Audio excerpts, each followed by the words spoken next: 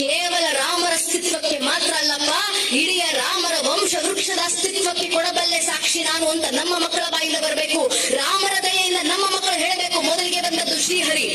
ಶ್ರೀಹರಿಯ ಮಗ ಬ್ರಹ್ಮ, ಬ್ರಹ್ಮನ ಮಗ ಮರೀಚಿ, ಮರೀಚ ಮಗ ಕಶ್ಯಪ, ಕಶ್ಯಪನ ಮಗ ಸೂರ್ಯ, ಸೂರ್ಯನ ಮಗ ಮನು, ಮನುವಿನ ಮಗ ಇಕ್ಷ್ವಾಕು, ಇಕ್ಷ್ವಾಕುವಿನ ಮಗ ಕುಕ್ಷಿ, ಕುಕ್ಷಿಯ ಮಗ ವಿಕುಕ್ಷಿ, ವಿಕುಕ್ಷಿಯ ಮಗ ಬಾಣ, ಬಾಣನ ಮಗ ಅನರಾರಣ್ಯ, ಅನರಾರಣ್ಯನ ಮಗ ಮೃದು, ಮೃದುವಿನ ಮಗ ತ್ರಿಶಂಕು, ತ್ರಿಶಂಕುವಿನ ಮಗ ದುಂಡುಮಾರ, ದುಂಡುಮಾರನ ಮಗ ಮಾಂಧಾತ, ಮಾಂಧಾತನ ಮಗ ಸುಸಂಧಿ, ಸುಸಂಧಿಯ ಮಗ ಧ್ರುವಸಂಧಿ, ಧ್ರುವಸಂಧಿಯ ಮಗ ಭರತ, ಭರತನ ಮಗ ಅಶೀತ, ಅಶೀತನ ಮಗ ಸಗರ, ಸಗರನ ಮಗ ಅಸಮಂಜಸ, ಅಸಮಂಜಸನ ಮಗ ಅಂಶುಮಂತ, ಅಂಶುಮಂತನ ಮಗ ದಿಲೀಪ,